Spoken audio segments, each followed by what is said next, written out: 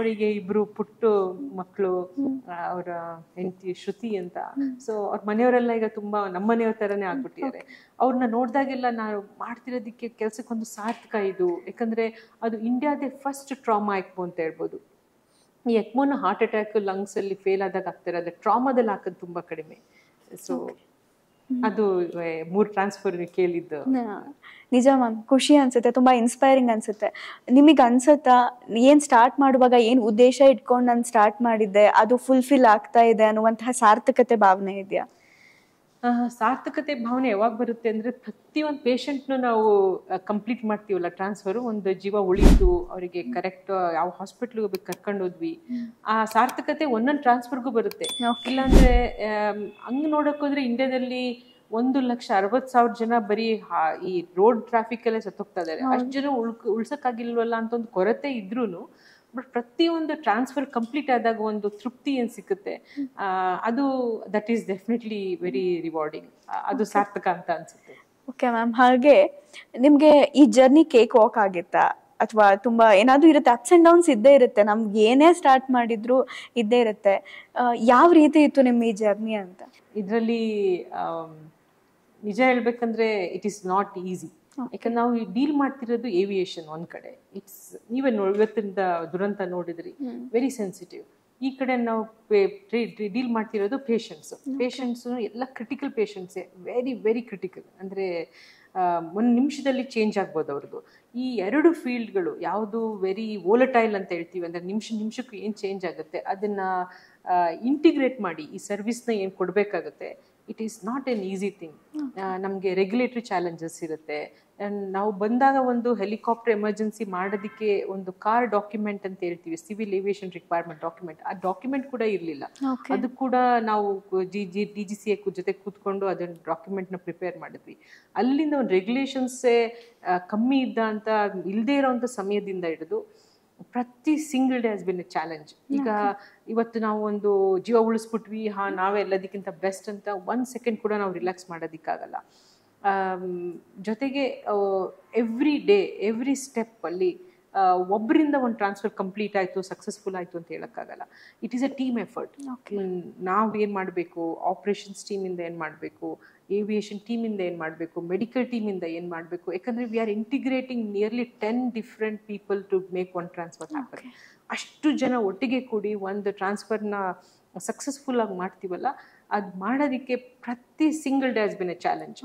ಇವತ್ತು ಆಯಿತು ನಾಳೆ ಚೆನ್ನಾಗಾಗುತ್ತೆ ಅಂತ ಯಾವುದೇ ಗ್ಯಾರಂಟಿ ಇಲ್ಲ. ಇವತ್ತು ಏನು ಪ್ರಿಕಾಷನ್ಸ್ ತಗೊಂಡ್ವಿ, ಇವತ್ತು ಯಾವ ಪ್ರಿಪ್ರೇಷನ್ ಮಾಡಿದ್ವಿ, ಅದಕ್ಕಿಂತ ಒಳ್ಳೆ ಪ್ರಿಪ್ರೇಷನ್ ನೆಕ್ಸ್ಟ್ ಡೇ ಮಾಡಬೇಕಾಗುತ್ತೆ. So challenges has been like countless ಅಂತ ಹೇಳ್ಬೋದು. Especially in intensive care critical ಫೀಲ್ಡಲ್ಲಿ ಏವಿಯೇಷನ್ ಬಂದು ಅದನ್ನು ಇಂಡಿಯಾದಲ್ಲಿ ಇಲ್ಲಿ ಸಿಸ್ಟಮ್ಮೇ ಇರಲಿಲ್ಲ ಅಂಥ ಸಮಯದಲ್ಲಿ ಮಾಡಬೇಕಂದ್ರೆ it has been very challenging. Okay. ಯಾವ ರೀತಿ ಇರುತ್ತೆ ಮ್ಯಾಮ್ ಈ ಟೀಮ್? ಏರ್ ಆಂಬ್ಯುಲೆನ್ಸ್ ಟೀಮ್ ಅಂದರೆ ನೀವು ಹೇಳಿದ್ರಿ ಅದು ಟೀಮ್ ವರ್ಕ್ ಆಗಿರುತ್ತೆ ಅಂತ. ಎಷ್ಟು ಜನ ಇದಕ್ಕೆ ವರ್ಕ್ ಮಾಡ್ತಾರೆ? ಡೇ ಆ್ಯಂಡ್ ನೈಟ್ ವರ್ಕ್ ಮಾಡಬೇಕಾಗಿರುತ್ತೆ. ಬಿಕಾಸ್ ನಾವು ಹೇಳೋಕ್ಕಾಗಲ್ಲ ಈ ಟೈಮಲ್ಲಿ ಹುಷಾರು ತಪ್ತಾರೆ, ಈ ಟೈಮಲ್ಲಿ ಬೇಕಾಗುತ್ತೆ, ಇಂಥ ಸ್ಟೇಟಲ್ಲಿ ಬೇಕಾಗುತ್ತೆ, ಇಂಥ ಸಿಟಿಲಿ ಬೇಕಾಗುತ್ತೆ. ಕಂಪ್ಲೀಟ್ಲಿ ಇದು ಅನ್ಪ್ರಿಡಿಕ್ಟೇಬಲ್, ನಾವು ಯೋಚನೆ ಮಾಡೋಂಗಿಲ್ಲ. ಎಷ್ಟು ಜನರ ಟೀಮ್ ವರ್ಕ್ ಇದು ಅಂತ? ಸೊ ಇದು ನಮ್ಮದು ಐಕ್ಯಾಟ್ ಏರ್ ಆಂಬ್ಯುಲೆನ್ಸ್ ಸಂಸ್ಥೆಯಲ್ಲಿ ನಮ್ಮದು ಬೆಂಗಳೂರು ಹೆಡ್ ಆಫೀಸ್ ಇದೆ. ಜೊತೆಗೆ ಭೋಪಾಲಲ್ಲಿ, ಹೈದರಾಬಾದಲ್ಲಿ ಎಲ್ಲ ಕಡೆ ಆಫೀಸಸ್ ಇದೆ. ಪ್ರತಿಯೊಂದು ಆಫೀಸಲ್ಲೂ ಮೆಡಿಕಲ್ ಟೀಮ್ ಇರುತ್ತಾರೆ. ಇಲ್ಲಿ ಬೆಂಗಳೂರಲ್ಲಿ we have the entire operations team ಇಲ್ಲಿದೆ. ಜೊತೆಗೆ we kind of call this as a command center. ಎಲ್ಲ ಕಾಲ್ಗಳು ಇಲ್ಲಿ ಬರುತ್ತೆ. ಜೊತೆಗೆ ನಮ್ಮದು ಪರ್ಫ್ಯೂಷನಿಸ್ಟ್ ಸರ್ವಿಸ್ ಇದೆ, ಅಂದರೆ ಈ ಹಾರ್ಟ್ ಆ್ಯಂಡ್ ಲಂಗ್ ಬೈಪಾಸ್ ಮಾಡೋದು. ಮೆಡಿಕಲ್ ಟೀಮ್ಸ್ ಇದೆ, ಪ್ಯಾರಾಮೆಡಿಕ್ಸ್ ಇದ್ದಾರೆ, ಜೊತೆಗೆ ಏವಿಯೇಷನ್. ಸೊ ಎಲ್ಲ ಒಂದೊಂದಕ್ಕೂ ಒಂದೊಂದು ಡಿಪಾರ್ಟ್ಮೆಂಟ್ ಇದೆ. ಆ ಡಿಪಾರ್ಟ್ಮೆಂಟ್ಗೆ every department as a team heads ಇದ್ದಾರೆ. ಒಂದು ಟ್ರಾನ್ಸ್ಫರ್ ಮಾಡಬೇಕಂದ್ರೆ ಅಟ್ಲೀಸ್ಟ್ ಒಂದು 10 ಜನದ ಇನ್ವಾಲ್ವ್ಮೆಂಟ್ ಅಂತ ಇದ್ದೇ ಇರುತ್ತೆ. 5 ವಾಟ್ಸ್ಆ್ಯಪ್ ಗ್ರೂಪ್ ಕ್ರಿಯೇಟ್ ಆಗುತ್ತೆ ಒಂದು ಟ್ರಾನ್ಸ್ಫರಿಗೆ. ನಾನು ಈಗಲೇ ಆಲ್ಮೋಸ್ಟ್ ಒಂದು 5,000 ವಾಟ್ಸ್ಆ್ಯಪ್ ಗ್ರೂಪ್ಸ್ ಇದೆ. ಎಷ್ಟು ಟ್ರಾನ್ಸ್ಫರ್ ಮಾಡಿರ್ತೀರಾ ನೀವು? ಒಂದು ಆಲ್ಮೋಸ್ಟ್ 2,500 ಟ್ರಾನ್ಸ್ಫರ್ ಆಗಿದೆ ಈಗ. So this is a very big number. It's not this one. ಅದು ಹೇಳ್ದಂಗೆ ಆರ್ಗನ್ಸ್ ಆಗಬೇಕಾದ್ರೂ ಅಷ್ಟೇ ರಿಸೀವಿಂಗ್ ಹಾಸ್ಪಿಟ್ಲಿಂದ, ರೆಫರಿಂಗ್ ಹಾಸ್ಪಿಟ್ಲಿಂದ, ಜೊತೆಗೆ ಮೆಡಿಕಲ್ ಟೀಮ್ಸ್ ಅಂದರೆ ಈಗ ಟ್ರಾನ್ಸ್ಪ್ಲಾಂಟ್ ಸರ್ಜನ್ಸ್ ಒಂದು ಗ್ರೂಪ್ ಇರುತ್ತೆ, ಏವಿಯೇಷನ್ ಲಾಜಿಸ್ಟಿಕ್ಸ್ ಒಂದು ಮಾಡ್ತಾ ಇರ್ತಾರೆ, ಜೊತೆಗೆ ಎಲ್ಲದಕ್ಕೊಂದು ಆಪರೇಷನ್ಸ್ ಹೆಡ್ ಅಂತ ಒಬ್ರು ಇರ್ತಾರೆ, ಅವರು ಕಂಟಿನ್ಯೂಸ್ ಆಗಿ ಕೋಆರ್ಡಿನೇಟ್ ಮಾಡ್ತಾ ಇರ್ತಾರೆ. ಈಗೊಂದು ಲಂಗ್ಸ್ನ ನಾವು ಏರ್ ಲಿಫ್ಟ್ ಮಾಡಬೇಕಂದ್ರೆ ಪೇಷಂಟ್ನ ಥಿಯೇಟರ್ ಕರ್ಕೊಂಡೋಗಿ ಅಂದರೆ ರಿಸಿಪಿಯೆಂಟ್ನ ಅಲ್ಲಿ ಚೆಸ್ಟ್ ಓಪನ್ ಮಾಡಿ ನಾವು ಆಕ್ಟಿವೇಟ್ ಅಂತ ಹೇಳ್ತೀವಿ. ಆಕ್ಟಿವೇಟ್ ಅಂತಂದ್ರೆ ನೋ ಟರ್ನಿಂಗ್ ಬ್ಯಾಕ್ ಅಂತ. ಅದಂತ ದೊಡ್ಡ ಡಿಸಿಷನ್ಸ್ ಅಂದ್ರೆ ನಾವು ಅದರಲ್ಲಿ ಏನಾದ್ರು ಒಂದು ಸಣ್ಣ ತಪ್ಪಾದ್ರೆ entire chain will fall apart. ಒಬ್ಬ ಜೀವನ ಜೊತೆಗೆ financial risk also is there, plus ನಮ್ಮ ಮಾರಲ್ ಇದು ಆಬ್ಲಿಗೇಷನ್ಸ್ ಆ್ಯಂಡ್ ಅವರ್ ಡ್ಯೂಟಿ ಇಷ್ಟನ್ನು ಒಂದು ಸೀಮಿತದಲ್ಲಿ ಇಟ್ಕೊಂಡು ಅದನ್ನ ಎಕ್ಸಿಕ್ಯೂಟ್ ಮಾಡಬೇಕಾದ್ರೆ it is very difficult. I can never say it is not challenging. Okay, ಒಂದು ಕಡೆ ನೀವು ಡಾಕ್ಟರ್, ಇಂಗ್ಲೆಂಡಲ್ಲಿ ಎಜುಕೇಶನ್, ಇಷ್ಟು ಅದ್ಭುತವಾಗಿ ದೇಶ ಸೇವೆ ಮಾಡ್ತಾ ಇದ್ದೀರಾ, ಸಾವಿರಾರು ಜನರ ಜೀವ ಉಳಿಸಿದ್ದೀರಾ, ನಡೆದಾರೋ ದೇವ್ರ ಜೀವ ಉಳಿಸಿದ್ರಿ ನೀವು ಅವತ್ತು. ಇಷ್ಟೆಲ್ಲ ಸಾರ್ಥಕತೆ ಮಧ್ಯ ಒಂದು ಪರ್ಸ್ನಲ್ ಲೈಫ್ ಅಂತ ಇರುತ್ತೆ. ನೀವು ಪರ್ಸ್ನಲ್ ಲೈಫ್ಗೆ ಟೈಮ್ ಕೊಡಕ್ ಆಗ್ತಾ ಇದೆಯಾ? ಹೇಗಿದೆ ನಿಮ್ಮ ಪರ್ಸ್ನಲ್ ಲೈಫ್ ಅಂತ? ಈ ಪ್ರಶ್ನೆ ಸುಮಾರು ಜನ ಕೇಳ್ತಾರೆ, how do you manage life work balance ಅಂತ. ಯಾವುದೇ ಒಂದು ಇಂಥದೊಂದು ಕಾರ್ಯನ ಕೈಕೊಳ್ಬೇಕಾದ್ರೆ ದೇರ್ ವಿಲ್ ಬಿ ಸ್ಯಾಕ್ರಿಫೈಸ್ ಮಾಡಬೇಕಾಗುತ್ತೆ. ಕೊಲಾಟ್ರಲ್ ಡ್ಯಾಮೇಜ್ ಅಂತ ಹೇಳ್ತೀವಿ, ಅದು ಇದ್ದೇ ಇರುತ್ತೆ. ಈಗ ಒಬ್ಬ ತಾಯಿಯಾಗಿ ಮನೆಯಲ್ಲಿ ಮಕ್ಕಳನ್ನ ನೋಡ್ಕೊಂಡು, ಈಗ ನಾವು ಸ್ಕೂಲಿಂದ ಮನೆಗೆ ಬಂದಾಗ ನಮ್ಮ ತಾಯಿಯವ್ರ ಮನೇಲೇ ಇರ್ತಿದ್ರು, ಬಿಸಿ ಬಿಸಿ ಊಟ ಕೊಡೋರು, ಜೊತೆಗೆ ಓದ್ಸಕ್ಕೆ ಹೋಮ್ವರ್ಕ್ ಮಾಡಕ್ ಕೂತ್ಕೊಳ್ಳೋರು. ನಮ್ಮ ತಂದೆ ಹೊರಗಿದ್ದು ನಮ್ಗೆ ಏನು ಎಫೆಕ್ಟ್ ಆಗ್ತಿರ್ಲಿಲ್ಲ, ಯಾಕಂದ್ರೆ ಎಲ್ಲ ಅಮ್ಮ ನೋಡ್ಕೊಂತಿದ್ರು. ಅಮ್ಮನ ಜಾಗ ಯಾರಿಗೂ ತಗೊಳಕ್ಕಾಗಲ್ಲ. ಸೊ ಮಕ್ಳಿಗೂ ಅಷ್ಟೇ, ಎಲ್ಲ ಮಕ್ಳಿಗೂ ಅಯ್ಯೋ ನಮ್ಮಮ್ಮ ಇರ್ಬೇಕಿತ್ತು ಅನ್ಸುತ್ತೆ. But at the same time ಮಕ್ಳಿಗೂ ಅರ್ಥ ಆಗುತ್ತೆ ಇದು ಒಂದು ಡ್ಯೂಟಿ, ಇಟ್ಸ್ ನಾಟ್ ಒಂದು ಏನೋ ಒಂದು ತಮಾಷೆಗೆ ಅಮ್ಮ ಹೊರಗಡೆ ಎಲ್ಲೋ ಎಂಜಾಯ್ ಮಾಡ್ಕೊಂಡು ಕೂತಿಲ್ಲ. ಕೆಲ್ಸ ಯಾವುದೋ ಒಂದು ಜೀವ ಉಳಿಸೋ ಕೆಲಸ ಇರ್ಬೋದು, ಯಾವ್ದು ಗೌರ್ಮೆಂಟ್ ಮೀಟಿಂಗ್ಸ್ ಇರ್ಬೋದು, ಮುಂದಕ್ಕೆ ದೇಶಕ್ಕೆ ಒಳ್ಳೇದಾಗುವಂಥ ಯಾವುದೋ ಒಂದು ಕಾರ್ಯ ಇರ್ಬೋದು, ಯಾರ್ದೋ ಒಂದು ತಂದೆ ಇರ್ಬೋದು, ಯಾರ್ದೋ ಮಗಳಿರ್ಬೋದು, ಯಾರ್ದೋ ಒಂದು ಜೀವ ಉಳಿತಾ ಇದೆ, ಅದಕ್ಕೆ ಅಮ್ಮನ ಟೈಮ್ ಅದಕ್ಕೆ ಬೇಕಾಗುತ್ತೆ ಅಂತ ಅವ್ರಿಗೆ ಮಕ್ಕಳಲ್ಲಿ ಒಂದು ಬಂದ್ರೆ ಅವ್ರಿಗೂ ಇನ್ಸ್ಪಿರೇಷನ್ ಕೂಡ ಆಗುತ್ತೆ.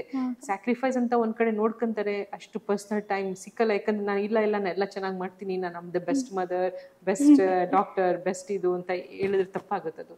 ಸೊ ಒಂದು ಕಾಂಪ್ರಮೈಸ್ ಎಲ್ಲೋ ಒಂದ್ ಕಡೆ ಆಗೇ ಆಗುತ್ತೆ, ಯಾವುದೋ ಒಂದು ಮಿಸ್ ಆಗುತ್ತೆ, ಯಾವುದೋ ಫಂಕ್ಷನ್ಗೆ ಹೋಗಕ್ಕಾಗಲ್ಲ, ಯಾವುದೋ ಒಂದು ಸ್ವಂತದವ್ರದ್ದು ಮದ್ವೆಗಿರಕ್ಕಾಗಲ್ಲ.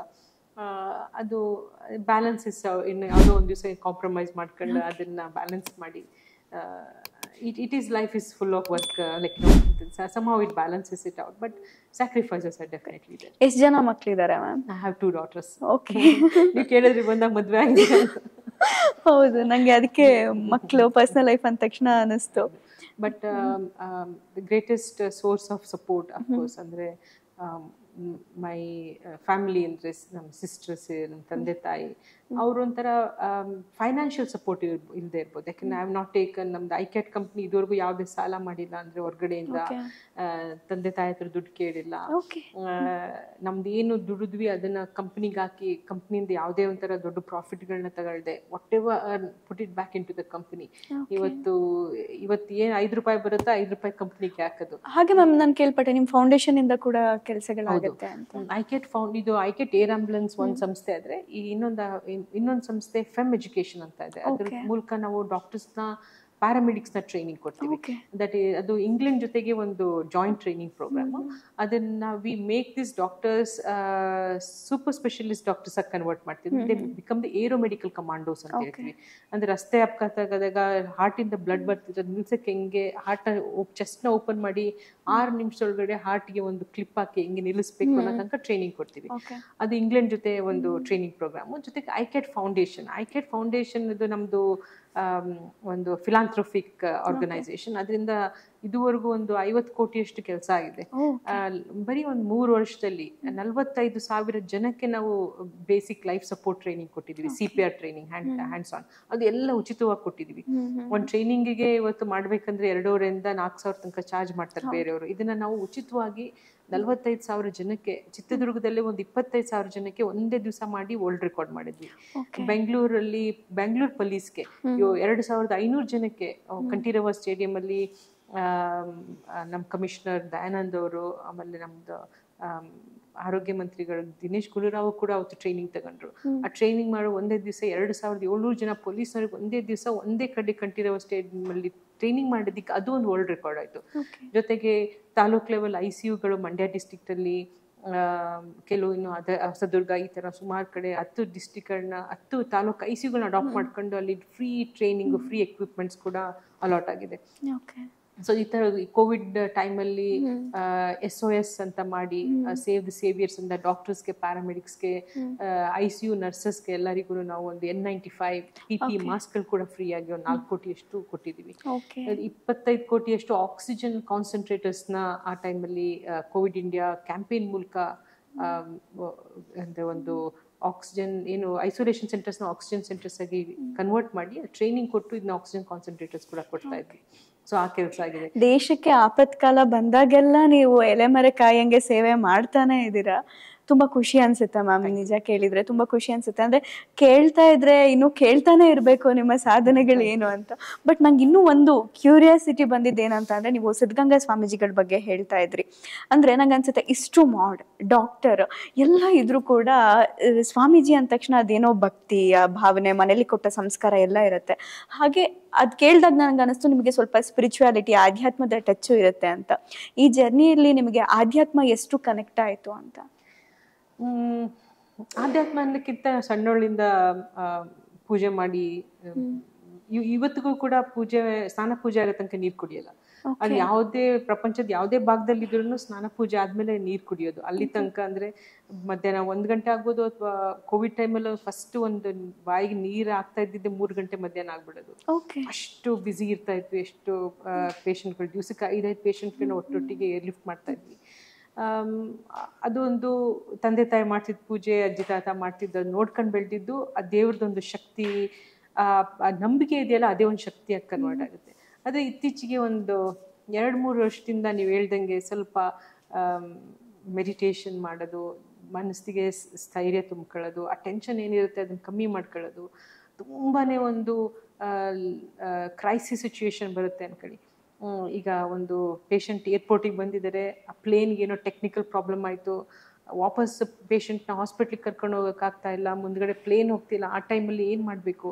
ಅಥವಾ ಒಂದು ಆರ್ಗನ್ ಆ್ಯಕ್ಟಿವೇಟ್ ಆಗಿದೆ, ಒಂದು ಪ್ಲೇನಿಗೆ ಬ್ಯಾಕಪ್ ಇನ್ನೊಂದು ಪ್ಲೇನ್ ಮಾಡ್ಕೊಂಡು ಅದಕ್ಕೆ ಲಾಸ್ಟ್ ಮಿನಿಟಲ್ಲಿ ತುಂಬ ಚೇಂಜಸ್ ಆಗುತ್ತೆ ನಮ್ಮದು ಏವಿಯೇಷನಲ್ಲಿ. ಒಂದು 5 ನಿಮಿಷದಲ್ಲಿ ಎವ್ರಿಥಿಂಗ್ ಕ್ಯಾನ್ ಫಾಲೋ ಅಪಾರ್ಟ್. ಅವಾಗೊಂದು ಧೈರ್ಯ ಏನು ಬೇಕು, ಅದು ನೀವು ಹೇಳ್ದಂಗೆ ಬೋತ್ ರಿಲಿಜಿಯಸ್ ಆ್ಯಂಡ್ ಸ್ಪಿರಿಚುವಲ್ ಎರಡು ಸ್ಟ್ರೆಂತ್ ಬೇಕಾಗುತ್ತೆ. ಆ ಸ್ಪಿರಿಚುಯಾಲಿಟಿ ಏನು ಹೇಳಿದ್ರಲ್ಲ, ಅದು ಒಂದು ಅದು ಕೂತ್ಕೊಂಡು 1-2 ಸೆಕೆಂಡ್ ಧ್ಯಾನ ಮಾಡಿದ್ರೆ ಎಲ್ಲೇ ಇರ್ಬೋದು. ಅದು ನಾನು ಪ್ಲೇನಲ್ಲೇ ಕೂತಿರ್ಬೋದು, ನೆಕ್ಸ್ಟ್ ಒಂದು ಕಾನ್ಫರೆನ್ಸಲ್ಲಿ ಅಡ್ರೆಸ್ ಮಾಡ್ತಾ ಇರ್ಬೋದು, ಮತ್ತು ಯಾವುದೋ ಒಂದು ಕ್ರಿಟಿಕಲ್ ಪೇಷಂಟ್ ಇರ್ಬೋದು. ಅದು ನಿಜವಾಗ್ಲೂ ಒಂದು ಇಟ್ ಗಿವ್ಸ್ ಮಿ ಕಾಮ್ನೆಸ್. ಅದೊಂದು ಇಲ್ಲ ಶಕ್ತಿ ಅನ್ನೋಕ್ಕಿಂತ ಒಂಥರ ಕಾಮ್. ಯಾಕಂದರೆ ಯಾವುದೋ ಒಂದು ಡಿಸಿಷನ್ ತಗೊಳ್ಬೇಕಾದ್ರೆ ಅರ್ಜೆಂಟಲ್ಲಿ ತಗೊಂಡ್ರೆ ಇಟ್ ಆಲ್ವೇಸ್ ಫೇಲ್ಸ್. ಬಟ್ ಆ ಮನಸ್ಸನ್ನ ವಾಪಸ್ ಕರ್ಕೊಂಡು ಬಂದು ಒಂದು ಜಾಗ ಕೂಡಿಸಿ what is the right thing to do ಅಂತ ಏನು ಡಿಸಿಷನ್ ತಗೊಂತೀವಲ್ಲ, ಈ ಕ್ವಶನ್ ನಂಗೆ ಯಾರೂ ಕೇಳಿರಲಿಲ್ಲ. The first person to ask. So I think ಎಲ್ಲದರಲ್ಲೂ ಒಂದೊಂದು ಶಕ್ತಿ ಇರುತ್ತೆ. ಶಕ್ತಿಗಳನ್ನ ಒಳಗೂಡಿಸ್ಕೊಂಡು ಅದನ್ನ ಹೌ ಟು ಎಕ್ಸಿಕ್ಯೂಟ್. ಹೌದು, ಯಾಕಂದ್ರೆ ಟೆಕ್ನಾಲಜಿ ಎಷ್ಟೇ ಮುಂದುವರೆದಿದ್ರು ಕೂಡ, ಎಷ್ಟೇ ನೀವು ಹೇಳಿದ್ವಿ ನಾವು ಇವತ್ತು ಚಂದ್ರನ್ ಮೇಲೆ ಕಾಲಿಟ್ಟಿದ್ದೀವಿ ಎಲ್ಲ ಇದ್ರು ಕೂಡ ಅಲ್ಟಿಮೇಟ್ಲಿ ಡಾಕ್ಟರ್ ಯಾವಾಗ ಹೇಳ್ತಾರೆ, ಎಲ್ಲ ನಾವು ಮೂವಿಲಿ ನೋಡ್ತಾ ಇರ್ತೀವಿ, ಎಲ್ಲ ಆಯ್ತು ಇನ್ ದೇವ್ರಿಗೆ ಬಿಟ್ಟಿದ್ದು ಅಂತ. ಅಂದ್ರೆ ಡಾಕ್ಟರ್ ಕೂಡ ಅಂದ್ರೆ ತಾನು ಬದುಕಿಸ್ಬಹುದಾದ್ರೂ ಕೂಡ ಎಂಡ್ ಒಂದಂದ್ರೆ ದೇವ್ರಿಗೆ ಬಿಟ್ಟಿದ್ದು ಅಂತ. ಅದೇ ಎಷ್ಟೇ ನಾವು ಸೈನ್ಸ್ ಏನೇ ಮುಂದುವರಲಿ, ಅಲ್ಟಿಮೇಟ್ಲಿ ನಮಗೆ ಕಾಣದೇ ಇರೋ ಒಂದು ಶಕ್ತಿ ಇರ್ತಾನೆ. ಖಂಡಿತ. ಸೊ ಹಾಗಾಗಿ ಆ ಶಕ್ತಿ, ಅದ್ರ ಶಕ್ತಿನ ಅರ್ಥಕೊಂಡ್ರೆ I think we can get lot of support. ಯಾಕಂದ್ರೆ ಎಲ್ಲ ಕಡೆನೂ ನಮ್ಗೆ ನಮ್ ಜೊತೆಗೆ ಇವ್ರು ಇರ್ಬೇಕು ಅವ್ರು ಇರ್ಬೇಕಂತ ಹೇಳಕ್ಕಾಗಲ್ಲ. ಸೊ ಶಕ್ತಿ ಇರ್ಲೇಬೇಕು ನಮಗೆ.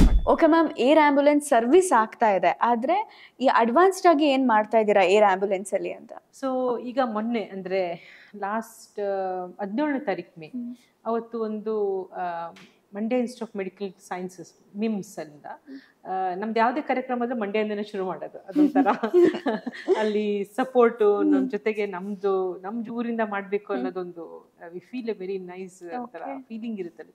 So Mandya institute of medical sciences ಇಂದ ಚಿಕ್ಕಮುಲ್ಗೂಡು ಅಂದ್ರೆ ನಮ್ದು ಗ್ರಾಮದಲ್ಲಿ ಒಂದು ಪೂರ್ತಿ ಮಾಕ್ ಡ್ರಿಲ್ ಮಾಡಿದ್ವಿ.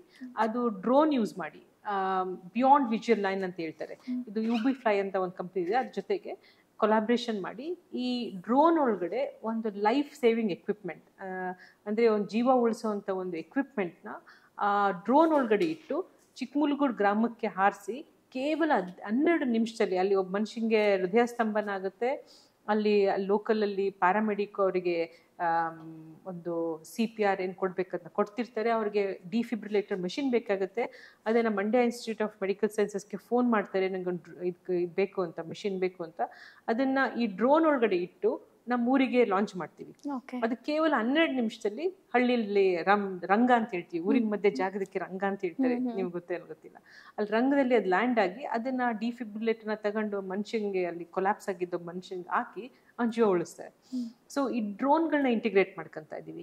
ಈ ಡ್ರೋನ್ಗಳನ್ನ ಇಂಟಿಗ್ರೇಟ್ ಮಾಡ್ಕೊಂಡಾಗ ಏನಾಗುತ್ತೆ, ಈಗ ಒಂದು ಚಿತ್ರದುರ್ಗದ ಒಂದು ಆಕ್ಸಿಡೆಂಟ್ ಆಯಿತು ಅಂತ ಅನ್ಕೊಳ್ಳಿ, ಅಲ್ಲಿ ನಮ್ಮದು ಹೆಲಿಕಾಪ್ಟರ್ಗೆ ರೆಸ್ಪಾಂಡ್ ಮಾಡ್ಬೋದು ಅಥವಾ ನಮ್ಮ ಟೀಮ್ ರೆಸ್ಪಾಂಡ್ ಮಾಡ್ಬೋದು. ಅವ್ರಿಗೆ ಬ್ಲಡ್ ಬೇಕಾಗುತ್ತೆ, ಆ ಬ್ಲಡ್ಡು ನಮಗೆ ಎಲ್ಲ ಎಷ್ಟು ಬೇಗ ಬ್ಲಡ್ನ ತೊಗೊಂಡೋಗೋಕ್ಕಾಗಲ್ಲ, ಹಾಗೆ ಡ್ರೋನ್ ಮೂಲಕ ಬ್ಲಡ್ ಕಳಿಸೋದು.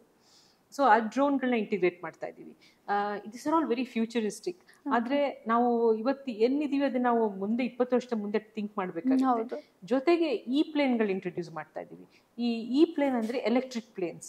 ಇದನ್ನ electric vertical take off planes ಅಂತ. ಇದು ಹೆಲಿಕಾಪ್ಟರ್ ತರ ಟೇಕ್ ಆಫ್ ಆಗುತ್ತೆ, ಆದರೆ ಪ್ಲೇನ್ಗಳು.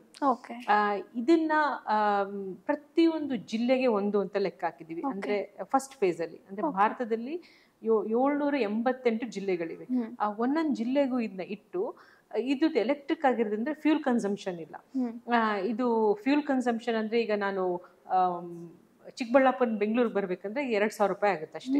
ಈ 2,000 ರೂಪಾಯಿಗೆ ಒಂದು ಏರ್ ಆಂಬುಲೆನ್ಸ್ ಅಲ್ಲಿ ಸ್ಕ್ಯಾನಿಂಗ್ ಇರ್ಬೋದು, ಅಥವಾ ಈಗ ಒಂದು ಯಾವುದೇ ಒಂದು ಹೈಯರ್ ಟ್ರೀಟ್ಮೆಂಟ್ ಇರ್ಬೋದು, ಕ್ಯಾನ್ಸರ್ದು ಒಂದು ಕೀಮೊಥೆರಪಿ ಇರ್ಬೋದು.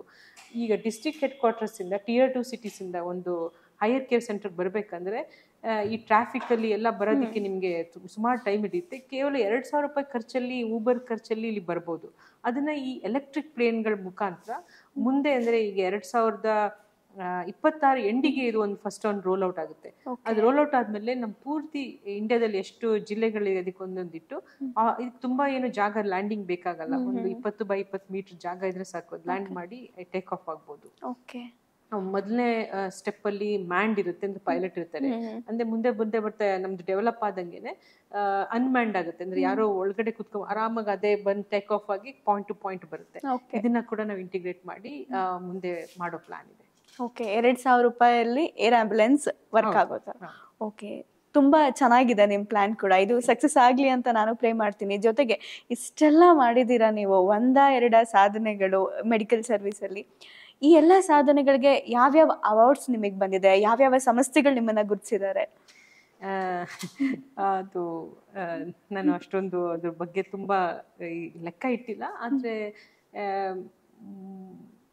ಇದರಲ್ಲಿ ಶಿವಮೊಗ್ಗದಲ್ಲಿ ಒಂದು ಶರಣ ಸಂಗಮ ಅಂತ ಒಂದು ಕಾರ್ಯಕ್ರಮದಲ್ಲಿ ಅಲ್ಲಿ 3 ಜನ ಸ್ವಾಮೀಜಿ, ಬಸವತತ್ವ ಸ್ವಾಮೀಜಿ, ಸಿದ್ಧಗಂಗೆ ಶ್ರೀಗಳು ಮತ್ತೆ ಬೆಕ್ಕನಕಲ್ ಮಠ ಶ್ರೀಗಳು 3 ಜನ ಸೇರಿ ಒಂದು ದೊಡ್ಡ ಆಶೀರ್ವಾದ ಮತ್ತೆ ಸನ್ಮಾನ ಮಾಡಿದ್ರು. ಜೊತೆಗೆ federation of industries of India ಮೂಲಕ ಕೂಡ ಒಂದು ಅವಾರ್ಡ್ ಬಂದಿದೆ, ರೆಕಗ್ನಿಷನ್ ಅವಾರ್ಡ್. ಆಮೇಲೆ ಪ್ರಿಯದರ್ಶಿನಿ ಇಂಟರ್ನ್ಯಾಷನಲ್ ಅವಾರ್ಡ್ ಅಂತ ಫಾರ್ ವುಮನ್ ಅಚೀವರ್ಸ್ಗೆ ಕೊಟ್ಟಿದ್ದಾರೆ. ಮೊನ್ನೆ ನಮ್ಮ ಎಕ್ಸ್ ಚೀಫ್ ಸೆಕ್ರೆಟರಿ ಆಗಿದ್ದಂತ ರತ್ನಪ್ರಭಾ ಅವ್ರದ್ದು ವುಮನ್ ಆಫ್ ವರ್ತ್ ಅಂತ ಒಂದು ಅವಾರ್ಡ್ ನ ಕೂಡ ಕೊಟ್ಟಿದ್ದಾರೆ. ಅಲ್ಲಿ ಆಲ್ಮೋಸ್ಟ್ ಎಲ್ಲರೂ ಪದ್ಮಶ್ರೀ ಅವಾರ್ಡೀಸ್ ಇದ್ರು, ಜೊತೆಗೆ ನನಗೆ ಕೂಡ ರೆಕಗ್ನೈಸ್ ಮಾಡಿ ಕೊಟ್ಟಿದ್ದಾರೆ. JSS ನಂದು ಮೆಡಿಕಲ್ ಕಾಲೇಜಲ್ಲಿ ಡಿಸ್ಟಿಂಗ್ವಿಶ್ಡ್ ಅಲ್ಯುಮ್ನೈ ಅಂತ ಒಂದು ಅವಾರ್ಡ್ ಕೂಡ ಕೊಟ್ಟಿದ್ದಾರೆ. ಸುಮಾರು ಬಂದಿದೆ. ಜಸ್ಟ್ ಅದು world book of record. So ನಮ್ದು ಯಾವುದು CPR ಟ್ರೈನಿಂಗ್ ನಾವು ಏನ್ ಕೊಡ್ತೀವಿ ಅದರಲ್ಲಿ 2 ವರ್ಲ್ಡ್ ಬುಕ್ ಆಫ್ ರೆಕಾರ್ಡ್ ಆಗಿದೆ. ಅದನ್ನು ಚಿತ್ರದುರ್ಗದಲ್ಲಿ ಒಂದು 26,000 ಜನ ಒಂದೇ ದಿವಸ ಟ್ರೈನ್ ಮಾಡಿದ್ದು, ಇನ್ನೊಂದು ಬೆಂಗಳೂರು ಪೊಲೀಸ್ ಟ್ರೈನ್ ಮಾಡಿದ್ದು. ಮುಂದಕ್ಕೆ ಒಂದು ಡೆಲ್ಲಿ ಪೊಲೀಸ್ ನ ಒಂದೇ ದಿವಸ 1 ಲಕ್ಷ ಜನ ಟ್ರೈನ್ ಮಾಡೋದಕ್ಕೆ ಒಂದು ಪ್ಲಾನ್ ಇದೆ. ಅದು ಇನ್ನೊಂದು ವರ್ಲ್ಡ್ ರೆಕಾರ್ಡ್ ಆಗುತ್ತೆ ಅಂತ ಹೇಳಿ. ಆಗ್ಲಿ ಮ್ಯಾಮ್, ಬೇಗ ಆಗ್ಲಿ ಅಂತ ನಾನು ಪ್ರೇ ಮಾಡ್ತೀನಿ. ತುಂಬಾ ಇನ್ಸ್ಪೈರಿಂಗ್ ಜರ್ನಿ ಆಗಿತ್ತು ಮ್ಯಾಮ್. ಹಾಗೆ ನಾನು ಇನ್ನೊಂದು ಕೇಳಬೇಕು ಅನ್ನೋದಕ್ಕಿಂತ ನೀವು ಹೇಳ್ಬೇಕು ಯೂತ್ಸ್ಗೆ, ಬೀಂಗ್ ಎನ್ ಡಾಕ್ಟರ್, ಅದು ವುಮೆನ್ ಡಾಕ್ಟರ್ ಆಗಿ ಇಂಥ ದೊಡ್ಡ ಸಾಧನೆಯನ್ನ ಮಾಡಿ ದೇಶ ಸೇವೆ ಮಾಡ್ತಾ ಮಾಡ್ತಾ ಇದ್ದೀರಾ. ಹೆಂಗ್ ಡಾಕ್ಟರ್ಸ್ಗೆ ಏನ್ ಹೇಳ್ತೀರಾ? ಈಗ ಸುಮಾರು ಜನ ಅನ್ಕೋಬಿಡ್ತಾರೆ, ನಾವು ಈಗ ಓದಿದ ತಕ್ಷಣ ಓಕೆ ನನ್ಗೆ ಏನಾದ್ರೂ ಫಾರಿನ್ ಅಲ್ಲಿ ಕೆಲಸ ಸಿಕ್ಬಿಟ್ರೆ, ನಾನು ಅಲ್ಲಿ ಸ್ಟಡೀಸ್ ಮಾಡ್ಬಿಟ್ರೆ ನಾನು ಅಲ್ಲಿಗೆ ಹೋಗಿ ಸೆಟಲ್ ಆಗ್ಬೇಕು ಲೈಫ್ ಅಂತ. ಆದ್ರೆ ನೀವು ಅವರಿಗೆಲ್ಲ ಯಾವ ರೀತಿ ಮೆಸೇಜ್ ಕೊಡ್ತೀರಾ ಅಂತ? ಡಾಕ್ಟರ್ ಆದ ತಕ್ಷಣ ನಮ್ದು ವೈದ್ಯಕೀಯ ವೃತ್ತಿ ಇದ್ದೇ ಇರುತ್ತೆ, ಯಾಕಂದ್ರೆ ಜೀವ ಉಳಿಸೋದು ನಮ್ಮ ಒಂದು DNA ಬರುತ್ತೆ. ಆದರೆ ಅಷ್ಟಕ್ಕೆ ಸೀಮಿತ ಮಾಡ್ಕೊಂಬೇಡಿ, ಯಾಕಂದರೆ ಅದ್ರ ಜೊತೆಗೆ ಬೇರೆ ಏನು ಮಾಡ್ಬೋದು ಅಂತ ಒಂದು ಔಟ್ ಆಫ್ ಬಾಕ್ಸ್ ಥಿಂಕಿಂಗ್ ಮಾಡಲೇಬೇಕಾಗುತ್ತೆ. ಆ ಔಟ್ ಆಫ್ ಬಾಕ್ಸ್ ಥಿಂಕಿಂಗ್ನ ನಾವು ಮಾಡಿರಲಿಲ್ಲ ಅಂದರೆ ಒಂದು ಏರ್ ಆಂಬ್ಯುಲೆನ್ಸ್ ಸಂಸ್ಥೆನ ಮಾಡೋದಕ್ಕೆ ಸಾಧ್ಯನೇ ಆಗ್ತಿರಲಿಲ್ಲ. ಈ ನಮ್ಮದು ಟೆಕ್ನಾಲಜಿನ ಇಂಟಿಗ್ರೇಟ್ ಮಾಡ್ಕೊಳ್ಬೇಕು. ಈಗ AI ಬರ್ತಾ ಇದೆ, ಅದನ್ನು ಇಂಟಿಗ್ರೇಟ್ ಮಾಡ್ಕೊಬೇಕು. ಈಗ ರೊಬಾಟಿಕ್ ಸರ್ಜರೀಸ್ ನಡೀತಾ ಇದೆ. ಈಗ ಇಲ್ಲಿ ಕೂತ್ಕೊಂಡು ನಾನು ಜಪಾನಲ್ಲಿ ಟೋಕಿಯೋದಲ್ಲಿ ಆಪ್ರೇಟ್ ಮಾಡ್ಬೋದು ಅಂತ ಒಂದು ಫೆಸಿಲಿಟೀಸ್ ಬರ್ತಾ ಇದೆ. ಮುಂದಕ್ಕೆ ಒಬ್ಬ ಮನುಷ್ಯಂಗೆ ಯಾವ ಟೈಮಿಗೆ ಹಾರ್ಟ್ ಅಟ್ಯಾಕ್ ಆಗುತ್ತೆ ಅನ್ನೋ ಪ್ರೆಡಿಕ್ಟ್ ಮಾಡೋ ಒಂದು ಇದು ಕೂಡ ಡೆವಲಪ್ ಆಗ್ತಾ ಇದೆ. ಜೊತೆಗೆ ನಾವು ಈ ಹಾರ್ಟ್ ಆ್ಯಂಡ್ ಲಂಗ್ ಬೈಪಾಸ್ ಅಂತೀವಿ, ಅದನ್ನು ಬೆಡ್ ಪಕ್ಕ ಪೇಷಂಟ್ ಪಕ್ಕನೇ ಇಟ್ಟು ಆಕ್ಸಿಜನ್ನ ಬ್ಲಡ್ ಒಳಗೆ ಹೇಗೆ ಕೊಡಬೇಕು, ಆಕ್ಸಿಜನ್ ಮಾಸ್ಕೇ ಬೇಡ, ಆ ಥರ ಒಂದು ಟೆಕ್ನಾಲಜಿ ಡೆವಲಪ್ ಆಗ್ತಾ ಇದೆ. ಈ ಟೆಕ್ನಾಲಜಿನ ಇವರು ಎಂಜಿನಿಯರ್ಸ್ ಏನೇ ಡೆವಲಪ್ ಮಾಡಿದ್ರು ಡಾಕ್ಟ್ರುಗಳೇ ಹೇಗೆ ಇಂಟಿಗ್ರೇಟ್ ಮಾಡ್ಕೊಬೇಕಾಗುತ್ತೆ. ಅವರು ಒಂದು ಹೆಲ್ತ್ ಕೇರ್ನ ಹೇಗೆ ಇಂಪ್ರೂವ್ ಮಾಡಬೇಕು. ಈ ಡಾಕ್ಟ್ರಾಗಿ ಒಂದು ಕೆಲಸ ತಗೊಂಡು ಸೆಟ್ಲಾಗಿ ಅವ್ರದ್ದು ಒಂದು ಬ್ಯಾಂಕ್ ಬ್ಯಾಲೆನ್ಸ್ ನೋಡ್ಕೊಳ್ಳೋದಕ್ಕಿಂತ ಒಂದು ನಮ್ಮದು ಏನಿದೆ ನಮ್ಮ ವೃತ್ತಿ, ವೈದ್ಯಕೀಯ ವೃತ್ತಿ ಜೊತೆಗೆ ಬೇರೆದನ್ನು ಒಂದು ಆಂಟ್ರಪ್ರಿನರ್ಶಿಪ್ ಅಂತ ಏನು ಹೇಳ್ತೀವಿ, ಈ ಸ್ಕಿಲ್ಸ್ನ ಡೆವಲಪ್ ಮಾಡ್ಕೊಂಡು ನಮ್ಮ ಸಮಾಜಕ್ಕಿರ್ಬೋದು, ದೇಶಕ್ಕಿರ್ಬೋದು, ನಮ್ಮ ಜೊತೆಯವರು ಇರ್ಬೋದು, ನಮ್ಮದು ಸೊಸೈಟಿಗಿರ್ಬೋದು ಹೇಗೆ ಕಾಂಟ್ರಿಬ್ಯೂಟ್ ಮಾಡಬೇಕು ಅನ್ನೋದು ಇಟ್ಸ್ ಎಕ್ಸ್ಟ್ರೀಮ್ಲಿ ಇಂಪಾರ್ಟೆಂಟ್. ನಮಗೆ ದೇವರು ತುಂಬ ಕೆಪಾಸಿಟಿ ಕೊಟ್ಟಿದ್ದಾನೆ, ಅದು ಕೆಪಾಸಿಟಿನ ನಾವು ತುಂಬ ಕಡಿಮೆ ಯೂಸ್ ಮಾಡ್ಕೊತೀವಿ. ಸೊ ಆ ಕೆಪಾಸಿಟಿನ ನೀವು ಪ್ರತಿಯೊಂದು ಹೆಜ್ಜೆಯಲ್ಲೂ ಮೈಗೂಡಿಸ್ಕೊಂಡು ಹೋದರೆ ನಮ್ಮದು ರಿಲ್ಯಾಕ್ಸೇಷನ್ ಏನಿದೆ, ನಮ್ಮದು ಲೈಫ್ ಎಂಜಾಯ್ ಮಾಡೋದೇನಿದೆ, ನಾವು ಹೆಂಗೆ ಮಜಾ ಮಾಡಬೇಕು ಅನ್ನೋದ್ರ ಜೊತೆಗೆ ಒಂದು ನಮ್ದು ಇಂದಿಷ್ಟು ಸಮಯನ ಬೇರೆ ಅಂದರೆ ಒಂದು ಸೊಸೈಟಿಗೋಸ್ಕರ, ಸಮಾಜಕ್ಕೋಸ್ಕರ ಹೇಗೆ ನಾವು ಕಾಂಟ್ರಿಬ್ಯೂಟ್ ಮಾಡೋಂಥ ಮನಸ್ಸಲ್ಲಿ ಇಟ್ಕೊಂಡ್ರೆ ನನ್ನಂಥ ಸಾವಿರಾರು ಜನ ಉಟ್ಕೊತಾರೆ, ನನ್ನಂಥ ಸಾವಿರಾರು ಕಂಪ್ನಿಗಳು ಬೆಳಿತೀವಿ, ನಮ್ಮಂಥ ಸಾವಿರಾರು ಜೀವಗಳು ಕೂಡ ಉಳಿಸ್ಬೋದು. This is my message to all the doctors. Thank you ma'am. ಹಾಗೆ ಮ್ಯಾಮ್, ನಾನು ಇನ್ನೊಂದು ಕೇಳ್ಬೇಕು ಅನ್ಕೊಂಡಿದ್ದೆ. ನಾನು ಅವಾಗಲೇ ಹೇಳಿದೆ, ದೇಶಕ್ಕೆ ಆಪತ್ಕಾಲ ಬಂದಾಗೆಲ್ಲ ನೀವು ಎಲೆಮರೆಕಾಯಿಗೆ ಸೇವೆ ಮಾಡಿದ್ದೀರಾ ಅಂತ. ಹಾಗೆ ದೇಶದ ಭದ್ರತೆ ವಿಚಾರದಲ್ಲಿ ಏರ್ ಆಂಬ್ಯುಲೆನ್ಸ್ ಯಾವ ರೀತಿ ಸರ್ವಿಸ್ ಕೊಟ್ಟಿದೆ? ಈಗ ನಮ್ಮ ಛತ್ತೀಸ್ಗಢದಲ್ಲಿ ನಕ್ಸಲೈಟ್ ಪ್ರಾಬ್ಲಮ್ಸ್ ತುಂಬ ಇದೆ. ಈಗ ಗೌರ್ಮೆಂಟ್ ತುಂಬ ಕಂಟ್ರೋಲ್ ಮಾಡ್ತಾ ಇದ್ದಾರೆ. ಈಗ ಅವ್ರಿಗೆ ಎಲೆಕ್ಷನ್ಸ್ಗಳಾಗೋದು ಇಷ್ಟ ಇಲ್ಲ, ಯಾಕಂದರೆ ದಿ ಡೋಂಟ್ ಲೈಕ್ ಡೆಮೋಕ್ರಸಿ ಎಲ್ಲ ತುಂಬ ಎಸ್ಟಾಬ್ಲಿಷ್ ಆಗೋದು. ಛತ್ತೀಸ್ಗಢಲ್ಲಿ ಎಲೆಕ್ಷನ್ಸ್ ಆಯಿತು, ಒಂದು ಅಸೆಂಬ್ಲಿ ಎಲೆಕ್ಷನ್ಸು, ಒಂದು ಜನರಲ್ ಎಲೆಕ್ಷನ್ಸ್ ಎರಡೂ ಆಯಿತು. ಆವಾಗ ಅಸೆಂಬ್ಲಿ ಎಲೆಕ್ಷನ್ಸ್ ಆ ಟೈಮಲ್ಲಿ ಅಲ್ಲಿ ಎಲೆಕ್ಷನ್ ಆಫೀಸರ್ಸಿಂದ ನಮಗೊಂದು ಕಾಲ್ ಬಂತು. ಈ CRPF ಇರ್ಬೋದು ಅಥವಾ ನಮ್ಮ ಎಲೆಕ್ಷನ್ಗೆ ಆನ್ ಡ್ಯೂಟಿ ಆಫೀಸರ್ಸ್ ಇರ್ಬೋದು, ನಮ್ಮ ಬ್ಯೂರೋಕ್ರಾಟ್ಸ್ ಇರ್ಬೋದು, ಇವರೆಲ್ಲ ಛತ್ತೀಸ್ಗಢದಲ್ಲಿ ಕೆಲಸ ಮಾಡ್ತಾ ಇರೋ ಟೈಮಲ್ಲಿ ಈ ನಕ್ಸಲೈಟ್ರ ಮೇಲೆ ಅಟ್ಯಾಕ್ ಮಾಡ್ತಾರೆ. ಈ ಅಟ್ಯಾಕ್ಗಳು ಸುಮಾರು ವರ್ಷದಿಂದ ನಡ್ಕೊಂಡೇ ಬಂದಿದೆ. ಪ್ಲಸ್ ಅವ್ರು ಜಾಸ್ತಿ CRPF ಅವ್ರ ಮೇಲೆ ಅಟ್ಯಾಕ್ ಮಾಡೋದು, ಯಾಕಂದರೆ CRPF ಫುಲ್ ಎಲ್ಲನೂ ಫ್ರಂಟ್ ಲೈನಲ್ಲಿ ಇರ್ತಾರೆ. ಆವಾಗ ಈ ಅಟ್ಯಾಕ್ ಮಾಡೋ CRPFಗಳನ್ನ ಜೀವ ಹೇಗೆ ಉಳಿಸ್ಬೇಕು, ಏರ್ ಆಂಬ್ಯುಲೆನ್ಸ್ನ ಇಲ್ಲಿಗೆ ಬಂದು ನಾವು ಒಂದು ಸೇವೆ ಕೊಡಿ ಅಂತ ಕೇಳ್ಕೊಂಡಾಗ ಬಸ್ತರ್ ಅಂತ ಒಂದು second most sensitive airport of India, ಜಗದಲ್ಪುರಲ್ಲಿ ಇದೆ. ಅದು ಈ ಜಮ್ಮು ಕಾಶ್ಮೀರ್ ಬಿಟ್ಟರೆ ಅದು ನೆಕ್ಸ್ಟ್ ಸೆನ್ಸಿಟಿವ್ ಏರ್ಪೋರ್ಟು. ಅಲ್ಲಿ ಒಂದು ಪ್ಲೇನ್ ಮತ್ತು ಒಂದು ಹೆಲಿಕಾಪ್ಟರ್ನ ಇಟ್ಟು ಪೂರ್ತಿ ಮೆಡಿಕಲ್ ಟೀಮ್, ಏವಿಯೇಷನ್ ಟೀಮ್ನ ಮೊಬಿಲೈಸ್ ಮಾಡಿ ಛತ್ತೀಸ್ಗಢ ಜಗದಲ್ಪುರಿಂದ ಒಂದು ಸುಮಾರು ಫಾರೆಸ್ಟ್ ಒಳಗಡೆ ನಾವು ಯಾವುದಾದ್ರು CRPF ಅವರಿಗೆ ಒಂದು ಗುಂಡೇಟ್ ಇರ್ಬೋದು, AK-47 ಇಂಜುರೀಸ್ ಇರ್ಬೋದು, ಗ್ರೆನೇಡ್ ಇರ್ಬೋದು, ಈ ಲ್ಯಾಂಡ್ ಮೈನ್ ಬ್ಲಾಸ್ಟ್ ಇರ್ಬೋದು, ಯಾವುದೇ ಆದ್ರೂ ಹೆಲಿಕಾಪ್ಟರ್ಗಳನ್ನ ಅಲ್ಲಿ ಜಂಗಲ್ ಒಳಗಡೆ ಕರ್ಕೊಂಡೋಗಿ ಇವರು CRPFನ ಏರ್ಲಿಫ್ಟ್ ಮಾಡ್ತಾ ಇದ್ವಿ. ಏರ್ಲಿಫ್ಟ್ ಮಾಡಿ ಅವ್ರನ್ನ ಜಗದಲ್ಪುರ್ ಕರ್ಕೊಂಡು ಬಂದು ಬೇಕಿದ್ರೆ ರಿಜಿಸ್ಟ್ರೇಷನ್ ಮಾಡಿ ಅಲ್ಲಿಂದ ಮುಂದಕ್ಕೆ ಡೆಲ್ಲಿಗೆ ಅಥವಾ ರಾಯ್ಪುರ್ಗೆ ಕಾಂಪ್ಲಿಕೇಶನ್ಸ್ ಇದ್ದರೆ ಟ್ರಾನ್ಸ್ಫರ್ ಮಾಡ್ತಾ ಇದ್ವಿ. ಇದು ನಕ್ಸಲೈಟ್ಗಳ ಮಧ್ಯ ನಾವು ಮೆಡಿಕಲ್ ಟೀಮ್ ಆಗಿ ನಾವು ಇದ್ದಿದ್ದು ಒಂದು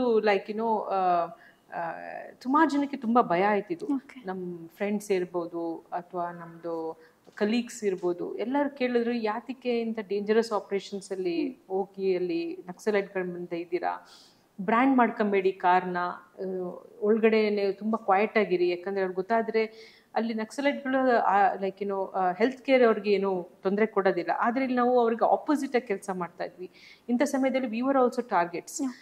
ಸೊ ನಾವು ಈ ನಮ್ಮ ಫುಲ್ ಕಾರ್ ಏನಿದೆ ಅದು ಟೀಮ್ಗಳನ್ನ ಮೊಬಿಲೈಸ್ ಮಾಡ್ತಾ ಟೀಮಿಗೆ ಐಕ್ಯಾಟ್ ಏರ್ ಆಂಬ್ಯುಲೆನ್ಸ್ ಅಂತಾನೆ ನಾವು ಬ್ರ್ಯಾಂಡ್ ಮಾಡಿದ್ವಿ. ಯಾವುದೇ ರೀತಿ ಭಯ ಇಲ್ಲದೆ ನಾವು ಆ ಏರ್ಪೋರ್ಟಿಂದ ಜಂಗಲ್ಗಳಿಗೆ ಹೋಗಿ ಪೇಷಂಟ್ಗಳನ್ನ ಏರ್ ಲಿಫ್ಟ್ ಮಾಡ್ತೀವಿ CRPFನ. ಇಂಥದ್ದು ಸೇವೆ CRPFಗೆ ಒಂದು ಏರ್ ಆಂಬ್ಯುಲೆನ್ಸ್ ಕೊಟ್ಟಿರೋದು it is a first time in India. Okay. ಜೊತೆಗೆ ನಾವು ಕೇರಳ ಡಿಸಾಸ್ಟರ್ ಆದಾಗಲೂ ಕೂಡ ಅಲ್ಲಿ ರಿಲೀಫ್ ಕ್ಯಾಂಪಲ್ಲಿದ್ದ ಒಂದು 10 ಲಕ್ಷ ಜನ ರಿಲೀಫ್ ಕ್ಯಾಂಪಲ್ಲಿದ್ದರು. ಅವಾಗ ಅಲ್ಲಿ ಚೀಫ್ ಮಿನಿಸ್ಟರ್ ಆಫೀಸಿಂದ ನಮ್ಗೆ ಇಲ್ಲೊಂದು ಬಂದು ನೀವು ಏರ್ ಲಿಫ್ಟ್ ಮಾಡಬೇಕು, ರಿಲೀಫ್ ಕ್ಯಾಂಪಿಂದ ಅವ್ರ ಪೇಷಂಟ್ಗಳನ್ನ ನಾವು ಕರ್ಕೊಂಡು ಬರೋಕ್ಕೆ ಆಗ್ತಾ ಇಲ್ಲ, ಇದಕ್ಕೆ ಹಾಸ್ಪಿಟ್ಲ್ಗಳಿಗೆ ಅಂದರೆ ರೋಡ್ ಎಲ್ಲ ಫುಲ್ ವಾಟರ್ ಲಾಗ್ ಆಗಿದೆ, ರಿಲೀಫ್ ವೆಹಿಕಲ್ಗಳು ದೊಡ್ಡದು, ಆ ಕೇರಳ ರೋಡ್ಗಳು ಸಣ್ಣದು ಕೂಡ. ಆವಾಗ ನಾವು ಇದೊಂದು free entire thing was done free of cost. Relief ಕ್ಯಾಂಪಲ್ಲಿ ಇದ್ದವ್ರಿಗೆ ಯಾರಿಗಾರು ಹಾರ್ಟ್ ಅಟ್ಯಾಕ್ ಆಗ್ಬೋದು ಅಥವಾ ಸ್ನೇಕ್ ಬೈಟ್ ಆಗ್ಬೋದು, ಪಾಯ್ಸನಿಂಗ್ ಆಗ್ಬೋದು, ಅವನ್ನೆಲ್ಲ ಫ್ರೀಯಾಗಿ ನಾವು ಟ್ರಿವಾಂಡ್ರಮ್ ಕರ್ಕೊಂಡು ಬಂದು ಟ್ರೀಟ್ಮೆಂಟ್ ಕೊಡ್ತಾ ಇದ್ವಿ. ಅಲ್ಲಿ ಚೆಂಗನೂರ್ ಅಂತ ಒಂದು ಡಿಸ್ಟಿಕ್ ಹೆಡ್ ಕ್ವಾರ್ಟರ್ಸಲ್ಲಿ ಇಂಜಿನಿಯರಿಂಗ್ ಕಾಲೇಜ್ ಫುಟ್ಬಾಲ್ ಗ್ರೌಂಡಲ್ಲಿ ಹೆಲಿಕಾಪ್ಟರ್ ಇಟ್ಟು ಫುಲ್ ನ್ಯಾಷನಲ್ ಹೆಲ್ತ್ ಮಿಷನ್ ಹಾಸ್ಪಿಟಲ್ಲಿ within 4 hours we set up a command centre. ಅಲ್ಲಿ ಒಂದು ಲೋಕಲ್ ಫೌಂಡೇಶನಿಂದ ಸ್ವಲ್ಪ ಹಣ ಬಂತು, ಬಟ್ ಮಿಕ್ಕಿದ ಎಲ್ಲನೂ ನಮ್ಮ ಕೈಯಿಂದ ಹಾಕಿ ಅದನ್ನು ಒಂದು ಕಾನ್ಸೆಪ್ಟ್ನ ಪ್ರೂವ್ ಮಾಡಿದ್ವಿ, ಹೆಲಿಕಾಪ್ಟರ್ ಎಮರ್ಜೆನ್ಸಿ ಇಂಡಿಯಾದಲ್ಲಿ ಆಗುತ್ತೆ ಅಂತ. ಸೊ ಈ ದೇಶದ ಯಾವುದೇ ಒಂದು ಎಮರ್ಜೆನ್ಸಿ ಇರ್ಬೋದು, ಡಿಸಾಸ್ಟರ್ ಇರ್ಬೋದು, ಈಗ ಕೂಡ ಅಹಮದಾಬಾದಲ್ಲಿ ಆಗಿರೋ ಒಂದು ಇದರಲ್ಲೂ ಕೂಡ we are on stand by. International organisations ಇದಾವೆ, ಇಂಟರ್ನ್ಯಾಷನಲ್ SOS ಅಂತ, ಇವೆಲ್ಲ ದೊಡ್ಡ assistance companies. So they have asked us to integrate all our resources ಮಾಡಿ full all teams are stand by. ಈಗ ನಮ್ಗೊಂದು ಕಾಲ್ ಬಂದರೆ ಇಮಿಡಿಯೇಟಾಗಿ ಟೇಕ್ ಆಫ್ ಆಗಿ ಅಲ್ಲಿ ಬರ್ನ್ಸ್ ಪೇಷಂಟ್ ಇರ್ಬೋದು ಅಥವಾ ಟ್ರಾಮಾ ಆಗಿರೋರು ಇರ್ಬೋದು ಅಥವಾ ಡೆಡ್ ಬಾಡೀಸೇ ಇರ್ಬೋದು, ಅವ್ರನ್ನೆಲ್ಲ ಅವರ ದೇಶಕ್ಕೆ ತಲುಪ್ಸೋಕ್ಕೆ ಅಥವಾ ಬೇರೆ ಊರುಗಳಿಗೆ ತಲುಪ್ಸೋಕ್ಕೆ ಏನು ಇನ್ಫ್ರಾಸ್ಟ್ರಕ್ಚರ್ ಬೇಕು, everything is ready. We are literally on stand by. In minute we can take off. Thank you so much. ಎಷ್ಟು ಇನ್ಸ್ಪೈರಿಂಗ್ ಆಗಿದೆ ಅಂತ ಅಂದರೆ, ನೂರಾರು ಜನ ಅಂದ್ಕೊಂಡಿದ್ದೇನೆ ನಾನು, ನೀವು ಸಾವಿರಾರು ಜನ, ಲಕ್ಷಾಂತರ ಜನ ಜೀವನ ಉಳಿಸಿದ್ದೀರಾ, ಆ ಫ್ಯಾಮಿಲಿಗಳನ್ನು ಉಳಿಸಿದ್ದೀರಾ. ದೇಶ ಸೇವೆ ಈ ಮೂಲಕನೂ ಮಾಡ್ಬೋದು, ಡಾಕ್ಟರ್ ಆಗಿ ಈ ಮೂಲಕನೂ ನಾನು ಸೇವೆ ಮಾಡ್ಬೋದು ಅಂತ ನೀವು ಜನಕ್ಕೆ ತೋರಿಸ್ಕೊಟ್ಟಿದ್ದೀರಾ. ನಿಮ್ಮ ಜರ್ನಿ ತುಂಬ ಇನ್ಸ್ಪೈರಿಂಗ್ ಆಗಿತ್ತು. ನನಗಷ್ಟೇ ಅಲ್ಲ, ನೋಡೋ ಪ್ರತಿಯೊಬ್ಬರಿಗೂ ಕೂಡ, ಪ್ರತಿಯೊಬ್ಬ ಹೆಣ್ಮಕ್ಳಿಗೂ ಕೂಡ, ಪ್ರತಿಯೊಬ್ಬ ಡಾಕ್ಟರ್ಗೂ ಕೂಡ. ಅಂದರೆ ಡಾಕ್ಟರ್ ಅಂದರೆ MBBS ಮಾಡಿದ್ದಾರೆ ಅಂದ ತಕ್ಷಣ ಅವ್ರದ್ದೊಂದು ಕ್ಲಿನಿಕ್ ಇರುತ್ತೆ, ಒಂದು ಹಾಸ್ಪಿಟಲ್ ಇರುತ್ತೆ, ಯಾವಾಗಲೂ ಸೆಟೆಸ್ಕೋಪ್ ಹಾಕಿರ್ತಾರೆ, ವೈಟ್ ಕೋಟ್ ಇರುತ್ತೆ, ಹಾಗೆ ಅಂತ ಅನ್ಕೊಳ್ತೀವಿ. ಹೀಗಲ್ಲ, ಹೀಗೂ ಬದುಕ್ಬೋದು, ಹೀಗೂ ಜೀವಗಳನ್ನ ಉಳಿಸ್ಬೋದು ಅಂತ ಹೇಳಿ ನೀವು ತೋರಿಸ್ಕೊಟ್ಟಿದ್ದಕ್ಕೆ ಬಹಳ ಹೃತ್ಪೂರ್ವಕವಾಗಿ ನಾನು ಧನ್ಯವಾದ ಹೇಳ್ತೀನಿ. ನಿಮ್ಮ ಸೇವೆ ಹೀಗೆ ಮುಂದುವರಿಲಿ. ಈ ದೇಶಕ್ಕೆ, ಅಂತಾರಾಷ್ಟ್ರೀಯ ಮಟ್ಟದಲ್ಲೂ ಕೂಡ ಇಡೀ ಮನುಕುಲಕ್ಕೆ ನಿಮ್ಮ ಸೇವೆ ಬೆಳಕಾಗ್ಲಿ. ನೀವು ಕನ್ನಡ ನಾಡಲ್ಲಿ ಹುಟ್ಟಿರೋದು ಕನ್ನಡಿಗರಿಗೆ ಹೆಮ್ಮೆ ವಿಚಾರ. ನಿಮ್ಮ ಸಂತತಿ ಇನ್ನೂ ಜಾಸ್ತಿ ಆಗ್ಲಿ ಅಂತ ನಾನು ಕೇಳ್ಕೊಳ್ತೀನಿ. ನೋಡಿದ್ರಿ ಅಲ್ಲ, ಹಿಂದೆ ಕ್ಯಾಪ್ಟನ್ ಗೋಪಿನಾಥ್ ಅವರಿಗೆ ಒಂದು ಕನಸಿತ್ತು, ಕರ್ನಾಟಕದವರೇ ಅವರು. ₹1 ಜನ ಏರೋಪ್ಲೇನ್ ಅಲ್ಲಿ ಓಡಾಡ್ಬೇಕು ಅಂತ ಅವ್ರ ಕನಸನ್ನ ಕಂಡಿದ್ರು. ಹೆಮ್ಮೆಯ ಕನ್ನಡತಿ ಡಾಕ್ಟರ್ ಶಾಲಿನಿ ನಾಲ್ವಾಡ್ ಅವರು ಎಲ್ಲರಿಗೂ ಫ್ರೀ ಆಫ್ ಕಾಸ್ಟ್ ಅಲ್ಲಿ ನಮ್ಗೆ ಏರ್ ಆಂಬ್ಯುಲೆನ್ಸ್ ಸಿಗ್ಬೇಕು ಅಂತ ಕನಸು ಕಾಣ್ತಾ ಇದ್ದಾರೆ. ಬರೀ ಕನಸು ಕಾಣೋದಷ್ಟೇ ಅಲ್ಲ, ಮಧ್ಯಪ್ರದೇಶದಲ್ಲಿ ಅವರು ಪ್ರೂವ್ ಮಾಡಿದ್ದಾರೆ ಕರ್ನಾಟಕದಲ್ಲಿ ಆಗ್ಬೇಕು. ಕರ್ನಾಟಕದಲ್ಲಿ ಅಷ್ಟೇ ಅಲ್ಲ, ದೇಶದ ಪ್ರತಿ ರಾಜ್ಯದಲ್ಲೂ ಕೂಡ ಆಗ್ಬೇಕು. ಅವ್ರು ಹೇಳ್ದಂಗೆ ಪ್ರತಿ ಜೀವವೂ ಕೂಡ ಅತ್ಯಂತ ಪವಿತ್ರ, ಅಮೂಲ್ಯ. ಅವರ ಕನಸು ಬೇಗ ನನಸಾಗ್ಲಿ. ಹಾಗೆ ಮತ್ತೊಂದು ವಿಶೇಷ ಕಾರ್ಯಕ್ರಮದೊಂದಿಗೆ ನಾನು ಮತ್ತೆ ಭೇಟಿ ಆಗ್ತೀನಿ. ಧನ್ಯವಾದಗಳು. ವಂದೇ ಭಾರತ ಮಾತರಂ.